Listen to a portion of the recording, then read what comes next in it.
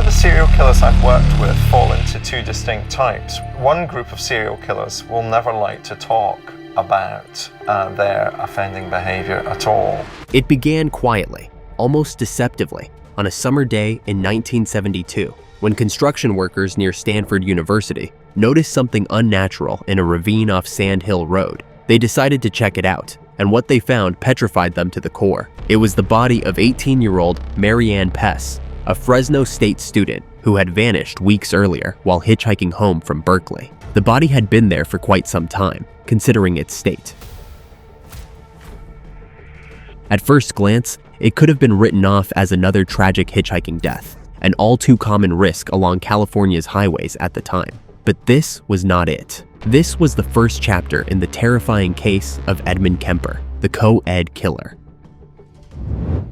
A killer no one can see. Pesce had been strangled, stabbed, and left in a manner that only a monster could. When a second body, that of 19-year-old Anita Lucchesa, was later found in the same location, bound and murdered in a nearly identical way, it became clear that this was not an isolated crime, and the psychopath behind this would strike again. By the spring of 1972, the quiet rhythm of Santa Cruz County, California, had been fractured completely. Young women were vanishing along roads that had always felt ordinary, even safe. Highway 1 winding along the coast, Route 17 cutting through redwood forests towards San Jose. These were familiar corridors for students, surfers, and hitchhikers. However, even with the two bodies showing up, investigators hesitated to declare a serial pattern. The disappearances continued. On September 24, 1972, the disappearance of 15-year-old Aiko Ku struck Santa Cruz differently than the cases before it. Aiko was not a college student, pushing the limits of independence. She was a high school student, a dancer, a child. She had been hitchhiking to a dance class, something she had done before without incident, something no one yet thought of as reckless. Witnesses later recalled seeing her get into a car driven by a large man. When her body was found weeks later in the mountains above Santa Cruz, strangled and assaulted, the shock rippled outward. Parents began driving their children everywhere. Dance studios, schools, and community centers emptied earlier than usual. The geography of the discoveries deepened the fear and confusion. Bodies were not found clustered in one town or along one stretch of road. They appeared in Santa Cruz County, then miles away in San Mateo County, then near major university corridors that spanned jurisdictions with different departments, different procedures, and limited communication. This was the early 1970s. There were no shared databases, no rapid alerts, no centralized system to connect disappearances across counties. Reports were typed, filed, and shelved. Each victim became a separate tragedy handled by a separate agency. As weeks turned into months, the victims' names began to circulate quietly among students and parents. They were no longer anonymous co-eds in headlines. They were daughters, roommates, classmates.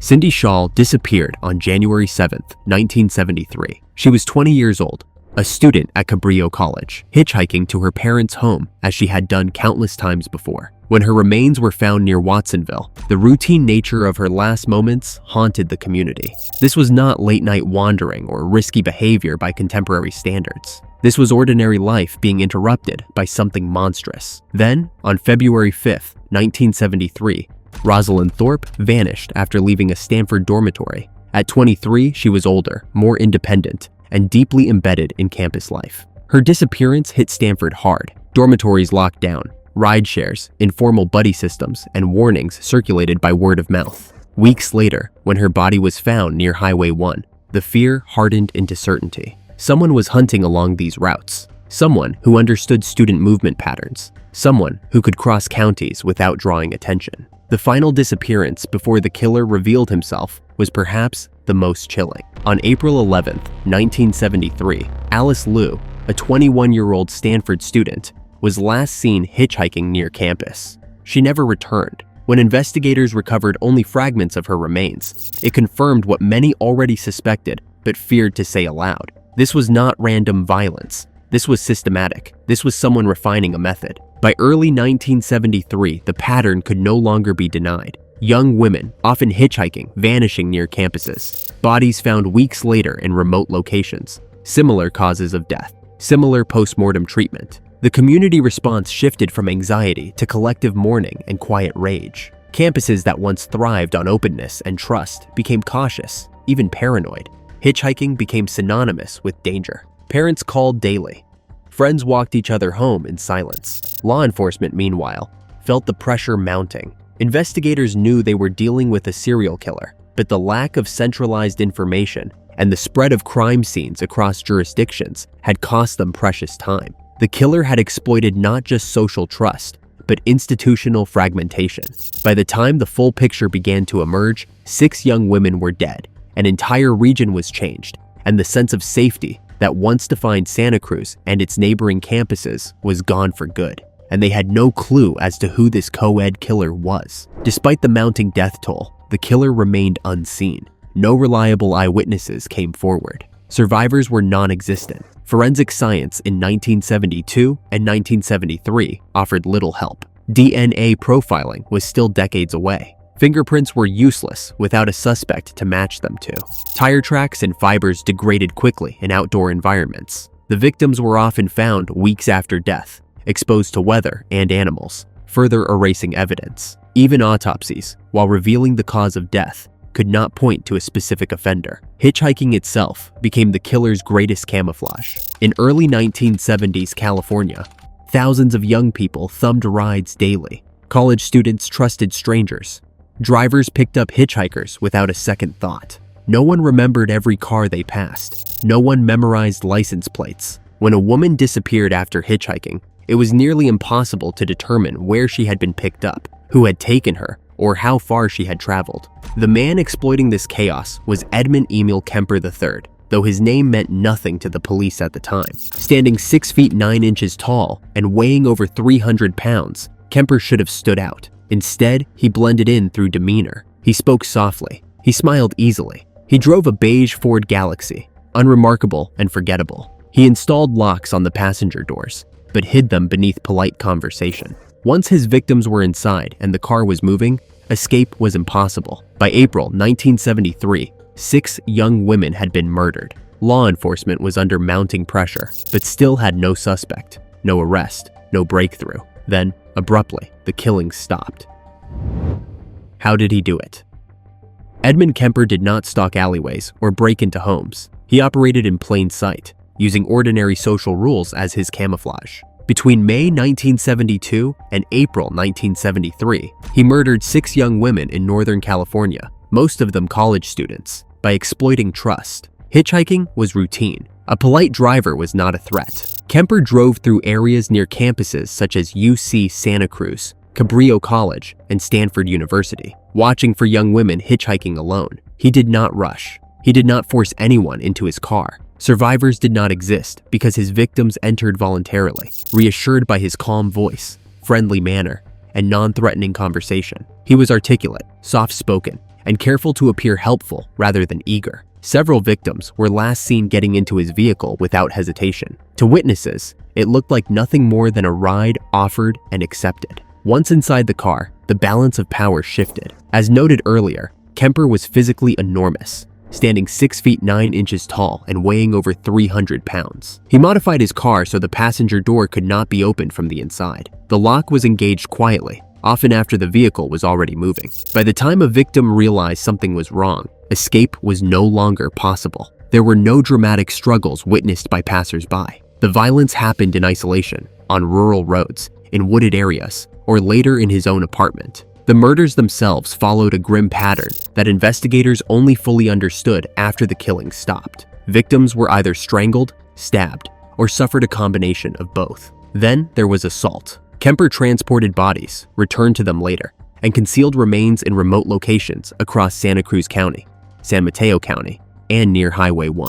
The geographic spread made it difficult for police to immediately connect the crimes. As the months passed, Kemper's confidence grew. His first 2 victims, Mary Ann Pesce and Anita Luchessa, were killed in 1972, and their bodies were hidden together near Stanford. The lack of arrest or even a suspect reinforced his belief that he could continue without consequence. By the time he murdered Aiko Koo in September 1972, he had refined his routine. He knew where to drive, how to speak, when to lock the door, and how to dispose of evidence. Meanwhile, law enforcement struggled to keep pace. The victims disappeared from different locations and were found in different jurisdictions, often weeks after death. Witness descriptions were vague. Hitchhiking erased trails. Kemper understood this environment instinctively. He did not leave notes or messages. He did not contact the media. He was totally anonymous. This allowed him to escalate in both brutality and frequency. Between January and April 1973, Kemper killed 3 more women in rapid succession: Cindy Shaw,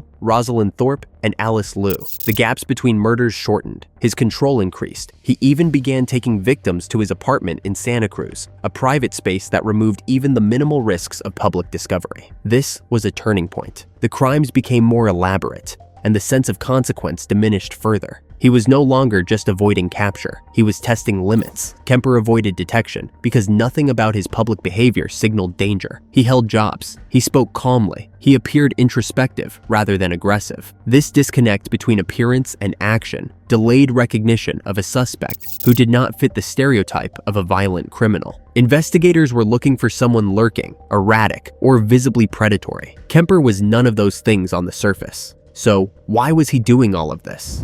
Understanding the sick mind of Edmund Kemper, the co-ed killer. Kemper was born on December 18, 1948, in Burbank, California, but his early life would unfold far from ordinary. From the start, his home was a battleground of emotional violence. His father, Edmund Kemper Jr., a small, distant man, left the family when Kemper was still a child, leaving him under the care of his mother, Clarnell Strandberg. She was controlling, verbally abusive, and, according to Kemper's later statements, intensely critical. She demeaned him constantly, calling him ugly and worthless, and frequently pitted him against his peers and family members. This hostility and constant belittlement left deep psychological scars, fostering in young Kemper a sense of rage, isolation, and resentment. Kemper's fascination with death and violence emerged at a startlingly young age. By age 10, he began collecting roadkill, dissecting animals, and reading books on anatomy and murder. Teachers and neighbors noticed his morbid curiosity, but there was little intervention. In the isolated post-war suburbs of California, such obsessions were often dismissed as eccentricities rather than red flags. Yet the seeds of his later crimes were already planted.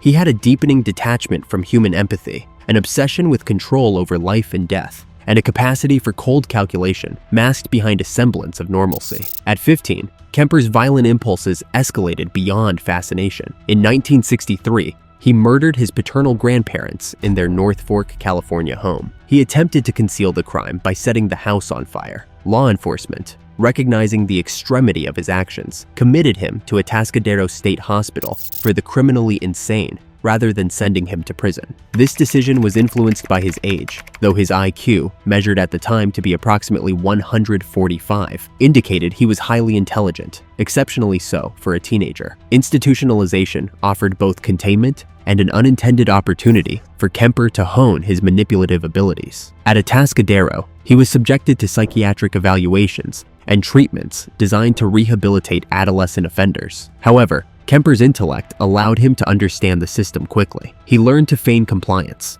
articulate remorse, and perform the behaviors expected of him by psychiatrists and staff. He read extensively, studied human behavior, and refined a capacity to present himself as self-aware and socially adjusted. By all outward appearances, the dangerous, violent impulses were contained. In 1969, at the age of 20, Kemper was released on parole, a decision later scrutinized and criticized by criminologists and law enforcement alike. During the institutional years, psychiatrists had documented clear warning signs: extreme narcissism, fascination with murder and death, and a lack of genuine empathy. Yet his extraordinary intelligence and carefully constructed persona convinced authorities that he was rehabilitated. On release, he returned to his mother's home in Santa Cruz, California. However, living under the same roof as Clarnell Strandberg reignited old tensions, amplifying his resentment and psychological instability. After returning to society, Kemper exhibited behaviors that were simultaneously ordinary and sinister. He took up jobs, engaged socially in local communities, and maintained a veneer of normalcy. He was polite, articulate, and physically imposing. This allowed him to blend into the world while holding immense power over those around him. His outward civility masked the violent tendencies that were never far beneath the surface. Psychologists reviewing his history later noted that his intelligence not only amplified the danger he posed, but also made him extraordinarily difficult to detect. By the time he began his infamous murders of college-aged women in 1972, he had already spent years perfecting his persona. So how was he stopped? The breaking point and confession. By April 1973, the quiet coastal town of Santa Cruz, California, had been gripped by terror for nearly a year. 6 young women had vanished, most of them college students, only to be found later in isolated areas, strangled, assaulted, and in some cases mutilated. Authorities were chasing a shadow they could not catch, a phantom who blended into society, spoke politely, and frequented bars with the very deputies hunting him. Kemper's breaking point arrived at the house he shared with his mother, Clarnell Strandberg, in Santa Cruz. Years of abuse and scars pressed hard. The co-ed killer decided to act, to strike. On April 21, 1973, Kemper strangled Clarnell and then stabbed her multiple times. In a calculated effort to erase witnesses and fully resolve the emotional and psychological tension he associated with his mother, he also killed her close friend, Sarah Hallett, who was visiting the house at the time. Kemper later admitted that he knew she had no part in his anger, but she was present, and to him, her presence represented the possibility of exposure or interruption. She had to die. However, after the murders, Kemper suffered a profound emotional collapse. The compulsive drive that had fueled his series of killings over the previous year suddenly dissipated. He felt empty, purposeless, and unnervingly detached. The act of killing his mother, the woman who had dominated and tormented him, removed the psychological anchor for the violence that had defined his recent life. He was no longer seeking victims to satisfy the same urges. The fantasy had concluded, leaving him adrift. Unlike many serial killers who escalate indefinitely, Kemper's internal logic dictated that once the central source of rage, the maternal figure, was removed, the cycle had to end. On April 24, 1973, Kemper called the police voluntarily. He admitted to the murders of his mother, her friend, and the 6 young women who had terrorized Santa Cruz over the previous year. He provided specific locations of bodies, the sequence of events for each murder, and information that only the perpetrator could know. Initially, law enforcement officers were skeptical. The idea that a man could casually walk into a police station and admit to being the co-ed killer seemed absurd. But as he disclosed the precise locations of remains and offered information only the killer could possess, the grim truth crystallized. The man standing in front of them, articulate and composed, was indeed the mastermind behind the terror that had haunted their county. The legal proceedings that followed were swift but unusual. Kemper waived his right to a jury trial, pled guilty to multiple counts of murder, and even requested the death penalty. He made no attempt to evade responsibility, insisting that his own insight into his actions justified the ultimate punishment. California courts, however, instead sentenced him to life imprisonment without the possibility of parole for the murder of his mother and her friend, plus additional consecutive life terms for the 6 earlier murders. The reasoning for sparing him execution included concerns over his mental state, his cooperation with law enforcement, and his willingness to provide detailed confessions that could aid psychiatric research. Kemper's incarceration became a crucible for psychological study. Evaluations revealed a complex profile. He demonstrated traits of psychopathy, extreme narcissism, and obsessive control, particularly in relation to women and authority figures. Diagnoses indicated personality disorders rooted in early trauma, attachment issues, and long-standing anger directed primarily toward his mother. These insights aligned with his own explanations. In interviews and psychiatric evaluations, Kemper repeatedly emphasized that control, resentment, and maternal fixation were central to his motivations. He acknowledged his violent impulses, described the mechanics of his killings in chilling detail, and articulated how removing his mother represented a resolution of the internal narrative that had driven him for years. Kemper has spent decades incarcerated at California facilities, such as the California Medical Facility in Vacaville, where he has been studied extensively by psychologists, criminologists, and law enforcement experts. He has cooperated with numerous interviews and research studies, providing one of the most comprehensive windows into the mind of a highly intelligent, calculating serial killer. His insights have contributed to the understanding of psychopathy, the impact of childhood trauma, and the ways in which intelligence can enable, rather than restrain, extreme criminal behavior.